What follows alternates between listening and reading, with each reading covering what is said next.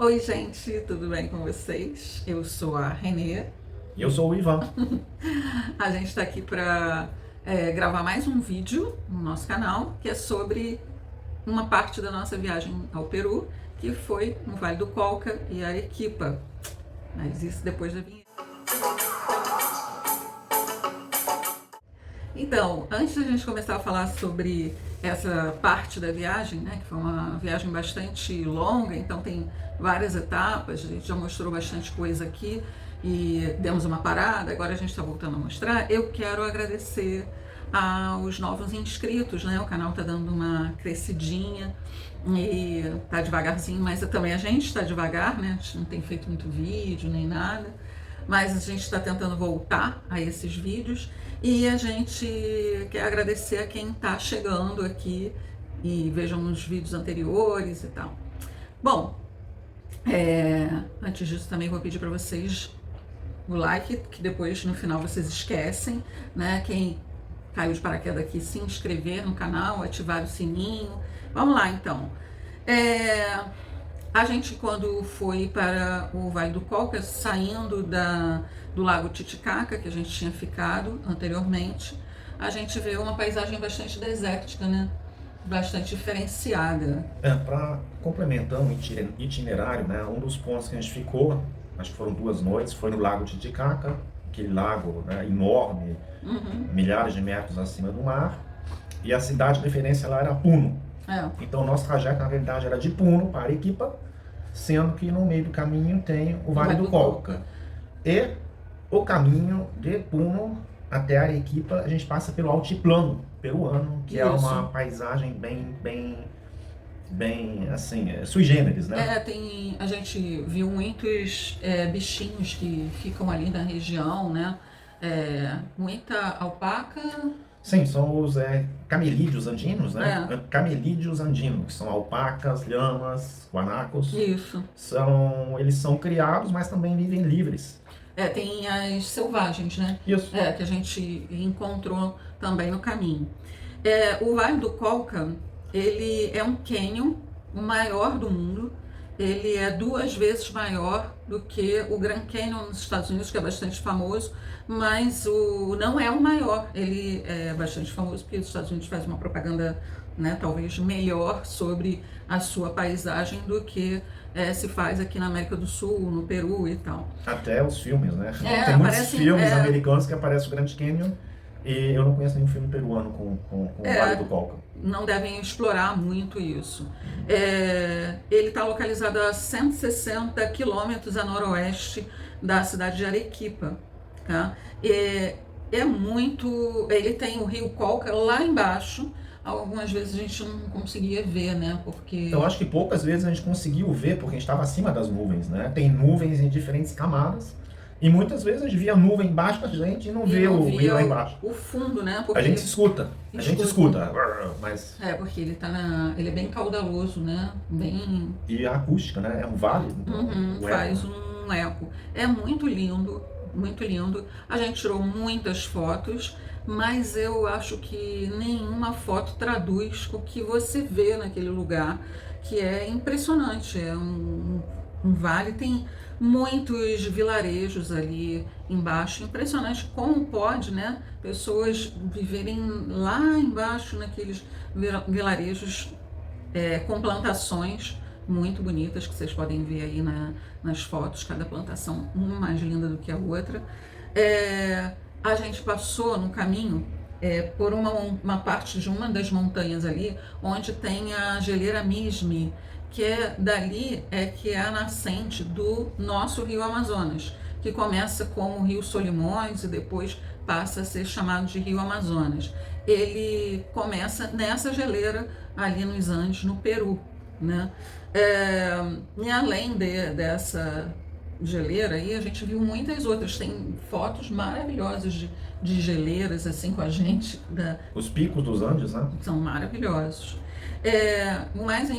Uma coisa interessante também que a gente vai ver aí nas fotos é que tem um túnel cravado na montanha que a gente passa por ele para chegar do outro lado, né? Porque total a existência ali de montanhas que ficam cercando. Então eles foram fazendo as estradas, foram fazendo os caminhos, e aí nesse ponto eles cravaram esse túnel ali, né? A maior altitude que a gente registrou, parece que pode ser que tenha tido altitudes ainda maiores, né?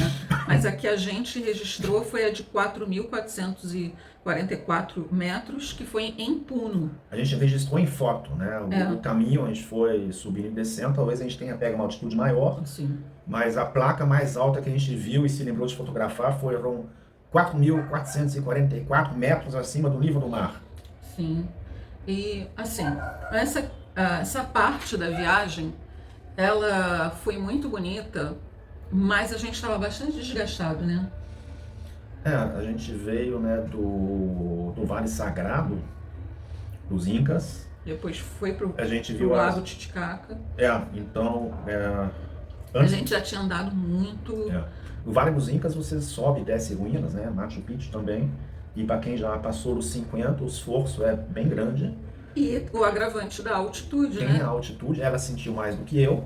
Eu senti o esforço mais que ela. Aí quando chegou no Colca, realmente... Nós estávamos bastante cansados, bastante cansados.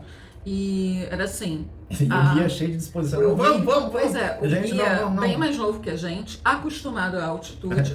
Então ele estava animadíssimo. Caminhar não. E aí ele, assim, a gente ia andando de carro e ele parava, sempre ele sabia quais eram as paisagens mais bonitas, então ele parava em vários pontos ali, e aí a gente tinha que descer do carro, e esse negócio de descer e subir no carro tava assim, cansativo. Até isso estava cansativo, imagina ficar andando para cima e para baixo. E ali a gente tirava foto e tal, mas assim, eu acho que a gente não aproveitou tanto esse passeio, a gente já está bastante cansado e a questão da altitude estava pegando mesmo, que a gente estava numa das maiores altitudes. Eu acho que a gente já aproveitou, a gente podia ter aproveitado outras coisas ao invés do que a gente já aproveitou. A gente foi muito nas paisagens, né? A gente andou de carro, olhou as paisagens e com certeza tinha passeios a pé também que a gente optou não fazer por uma questão, mas a gente não deixou de fazer nada, a gente estava de carro e a gente passeou bastante. Então, para ter uma ideia, dá uma olhada nesse vídeo aí que o Ivan fez sobre o vale.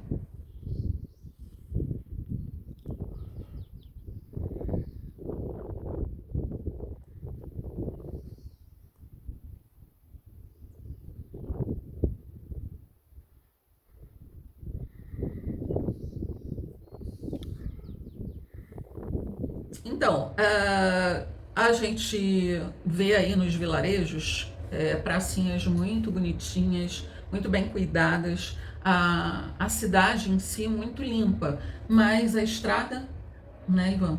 Então, eu ia comentar isso. As cidades que a gente visitou são as cidades lá em cima, né, que são planas. Né? Então são pequenas, né? Pequenininhas, são pequenas, mas muito arrumadinhas. Muito arrumadinhas, muito cheias de simbologismo, né? Andes, danças típicas. E tem umas cidades que a gente não entrou, mas viu que são bem bacanas, assim, encravadas na montanha. Sim. Uma ruazinha, uma estradinha cortando a montanha para chegar lá e outra saindo. E praticamente isolados, né? Eles moram ali, a gente viu algumas... eu tinha comentado, que a gente via lá de cima, vinha uns vilarejozinhos ali. E o guia ia explicando como é que eles sobrevivem, né? Porque estão ali... É mais ou menos uma subsistência que eles plantam para eles mesmos comerem, tem os animais ali que dão leite, né? Os camelídeos dão leite, a carne deles, né? Criam outros bichinhos e eles vivem ali dentro dessa vidinha deles. A gente visitou algumas cidadezinhas dessas, né? Aí vocês estão vendo uma igreja que ela está com uma contenção, porque é uma área que tem terremoto, né? Ali nos Andes tem muito terremoto. E ela quase caiu.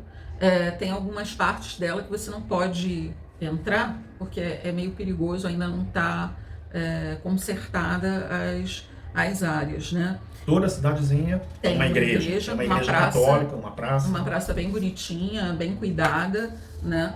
E os peruanos sempre vestidos nativos, né? Com aquelas roupinhas de lã, botinha. Exato, com aquele colorido, né? Que é típico dos incas, né? Outro mirante que a gente foi no Mirante Cruz del Cóndor. Aliás, os condores, né?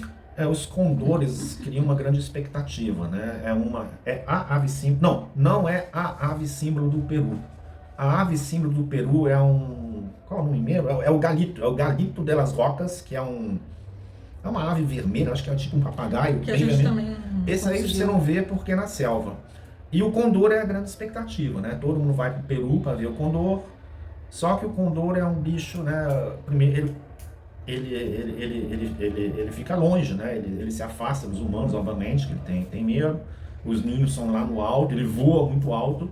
Então a gente ficou na expectativa. A gente viu alguns, mas assim, podia ser qualquer ave voando lá. Ele falava, as cabecinhas. A gente ficava, não sei se estou vendo. Realmente, a gente também, a expectativa que a gente criou era de, né, ver o condor na nossa frente, isso não deu para ver.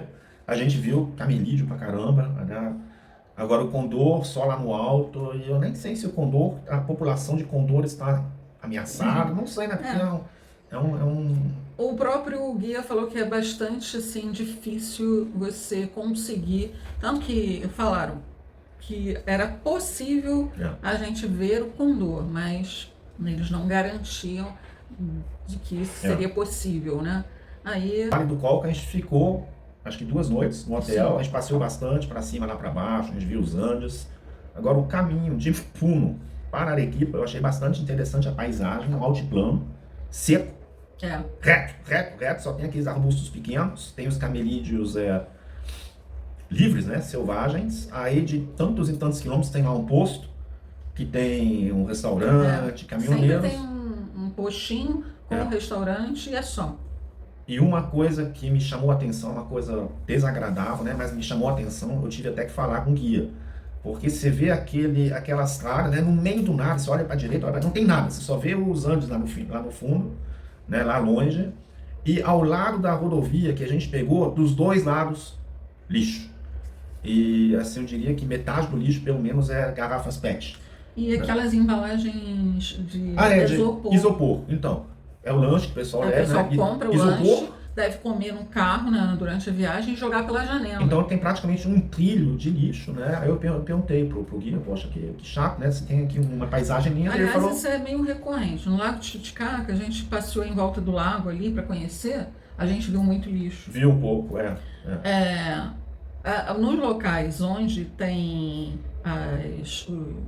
os sítios arqueológicos, na cidade, você não vê muito não, porque eu acho que a fiscalização dá em cima, mas na estrada tem muito, porque a fiscalização não tem condições de controlar, né? Ali realmente parece ser o normal você beber e jogar a garrafa fora, porque é uma trilha de lixo contínuo.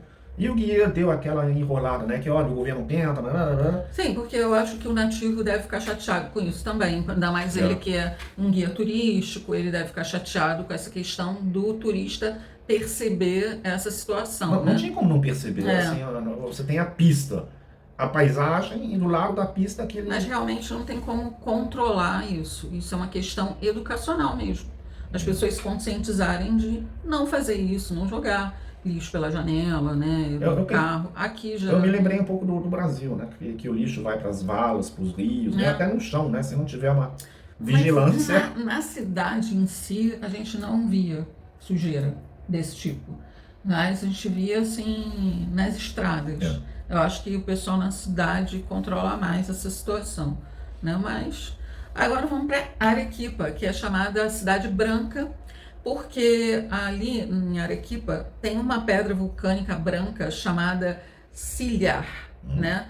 E a maior parte das construções mais antigas de Arequipa, elas são feitas com essas pedras, são construções mais ou menos com um estilo barroco na cidade. Então, essa cidade, ela tem a base da economia dessa cidade é a exploração desse tipo de pedra, né? Que a gente visitou, como vocês podem ver aí nas fotos, uma pedreira, né? Comenta um pouquinho sobre o que você viu nessa pedreira. Eu não sei se é a base da economia. Mas tem bastante... Então, a gente foi na pedreira, né? Um espaço enorme, uma pedreira, aqueles paredões brancos, eu acho que era um feriado, um final de semana. Então tinha pouca Era final de gente. semana, Era final era de dia de eleição. Lembra que a cidade estava caótica? Então, era dia de eleição, então realmente tinha pouco guia, tinha o nosso guia, talvez mais um. Que morava na cidade, por isso que ele estava E até tinha, com a gente, né? e tinha um operário lá, né? Não sei se é operário, artesão, enfim, tem lá um grupo, né? Eles se organizam lá, aí por causa da eleição tinha um, e ele mostrou pra gente como é que faz esses blocos, né? São os blocos assim, mais ou menos de meio metro por meio metro, e que ele tira da mina. O Ivan experimentou cortar. Era muito duro? Não, então, o interessante é que as ferramentas são completamente rudimentares, né? É uma marreta, né? Aí tem um arame todo enferrujado que serve como modelo, e tem aquele, como é que chama aquilo do pedreiro? Aquele prego de ferro, né? A estaca, né? É uma estaca, Que aí corta a pedra. Tudo muito rudimentar. Aí o cara me mostrou, ó, você encaixa o modelo aqui, aí você racha a pedra, ela quebra. E aí ele faz os blocos. E ele vai com a mesma. Como é que chama aquele negócio? É uma ferramenta fundamental, é martelo e. Não lembro. Com aquilo mesmo, que era uma ferramenta grosseira, ele vai alisando. E eu fiz um bloco desses. Ele mostrou como é que fez. E a ferramenta é absurdamente pesada, que era a marreta, né? Eu dou 2 marteladas e a pedra não me lembro de ser tão dura. Você dá umas 2 ou 3 marteladas, o negócio. Ela não é muito dura, né? Não, né? Arrasou. Agora você vê aquele pedaço de mineral, né, de pedra, e não vale nada. O cara ganha por bloco. O cara ganha por bloco produzido. Eu não me lembro o valor, mas assim, era um valor ridículo. Né? Eu até brinquei que, olha, essa pedra que eu produzi, a renda pode ir para você, mas era uma coisa assim, muito. Enfim, dá pena, né? Porque é um trabalho. O cara com as mãos, assim, 3 vezes mais grossas que a minha, né? Calejadas, aquela poeira branca infiltrada, né? Aquela mãozona, aquela marretona, e ganhando migalhas, realmente migalhas. E obviamente, né? Obviamente não era um espanhol branco, loiro, era um indígena, talvez mestiço. Né? Deve ser mestiço. Mas a impressão era Nas cidades a gente encontra mais mestiço. A gente encontra o descendente de povos originários, né? Mais no interior. Nas grandes cidades são mais os mestiços. Bom, a cidade, ela tem uma praça principal lindíssima, né? A igreja principal também muito bonita. O mais interessante também existem umas galerias com artesanatos locais. Nossa, maravilha. E é assim, de você se perder, porque você entra ali, são várias entradinhas com lojinhas pequenas, com artesanato local. São lojinhas pequenas, mas abarrotadas de mercadoria, né? Têxteis, artesanatos, e você vai ali no labirinto, é só mercadoria, só volta, você fica doidinho. Aí você sai, tem outra galeria, aí é a mesma coisa, um labirinto lá dentro e tal. Para turista é uma maravilha. A gente visitou também o mercado municipal. O mercado municipal de todas as cidades é muito interessante se visitar. O local não utiliza muito, porque a gente sabe que é mais caro as coisas no mercado municipal, né? Mas é bonita a distribuição das barracas, as frutas. Lá tem muita batata diferente daqui, milho diferente daqui. Então, a culinária, como a gente já falou em outros vídeos, a culinária peruana, ela é muito rica por conta do que eles têm de diversidade. A gente foi no convento Santa Catalina. O interessante da cidade em si é que ela é chamada de cidade branca, mas acho que eles botam um colorido que dá aquele contraste na cidade, né? O convento, ele é muito colorido, botam umas flores ali que dá um contraste bastante bonito. Ele é um convento que ainda tem algumas freiras ali morando, existe clausura. História incrível. As mulheres que dedicam sua vida à religião, né, que ficam presas lá, e a rotina delas é rezar, a rotina tarefa. Come muito pouquinho, né, porque a gula é pecado, né, então elas têm uma dieta muito restrita, vivem clausuradas e elas chegam muito jovens ali. O que a gente fica sabendo é essa parte religiosa, que as meninas chegam jovens lá, ficam praticamente separadas das famílias, ficam clausuradas lá. a gente sempre se pergunta se rola alguma coisa diferente lá dentro. Obviamente ninguém te diz isso. Ah, Mas é um ambiente estranho, né? Quer dizer, é estranho. estranho para É nós, diferente, né? A menina chega lá.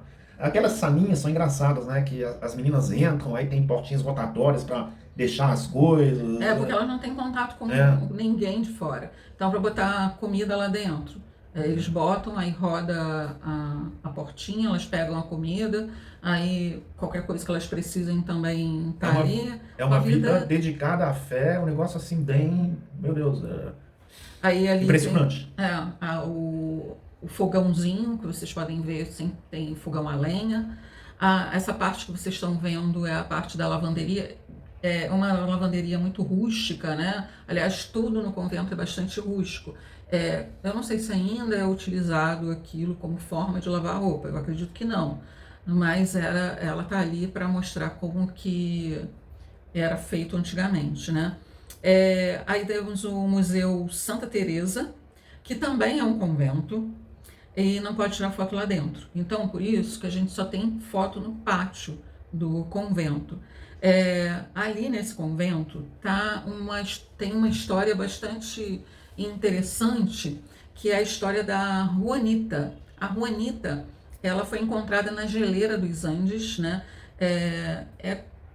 O pessoal fala que é uma múmia, mas ela não é uma múmia, ela só ficou conservada por causa da baixa temperatura ali nos Andes, é menos 20 graus, né? Ela foi encontrada em 1995.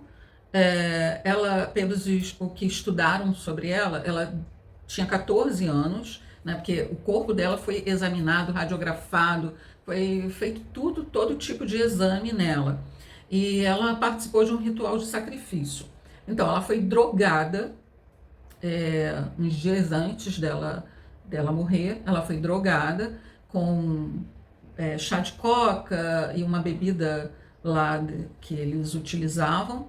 E ela, quando subiu lá nos Andes, acompanhada pelos sacerdotes lá, ela já não estava dentro das suas faculdades mentais, né? E aí ela foi oferecida ao deus Apu Ampato. Não pode fotografar o local, né, onde ela está. Então a foto que está aí é retirada da internet, tá? Que eu vou deixar o crédito na descrição do vídeo. Ela está ali conservada a menos 19 graus, tá? Então ela foi encontrada perto de um vulcão a 80 quilômetros de Arequipa. Por que ela foi sacrificada? Porque estava tendo uma porção de movimentações vulcânicas seguidas de terremoto e tudo, e aí eles, né, tinham a crença de que sacrificando a moça, eles iam acalmar o Deus que eles achavam que fazia com que ocorressem essas atividades vulcânicas. E aí isso deve ter acontecido entre 1440 e 1450 depois de Cristo, tá? Século XV, né? E ela está exposta nesse museu, que é o Museu dos Santuários Andinos. Engraçado que você está falando isso. Aí eu vi um documentário sobre isso. E você está falando, eu estou vendo as imagens, mas não é que a gente viu, não. Eu vi o documentário e eles mostram que eles caminharam nesses rituais. Acho que a Juanita não foi a única, né? Eram não rituais. Foi a única. Eles caminhavam muitos quilômetros, quer dizer, chega um ponto que a menina já está fraca, exausta. Então, ela, além dela ter sido drogada, ela ainda ficou de jejum. Jejum. O jejum potencializa, né, a droga, porque aí ela ficou mais ainda tonta. Aí quando chegou lá em cima, eles deram uma cacetada na cabeça dela, porque tem uma brecha na cabeça dela e ela morreu. Segundo dizem, ela não teria sofrido, porque ela já não estava mais entendendo nada do que estava acontecendo e tudo. A gente viu um vídeo lá, será que não é isso que você viu? Não, eu vi na televisão também. Agora um comentário um comentário interessante, né? Me perdoe, mas acho que foi até o guia que fez esse comentário, né? Que a ideia disso tudo era que a menina conversasse com os deuses, né?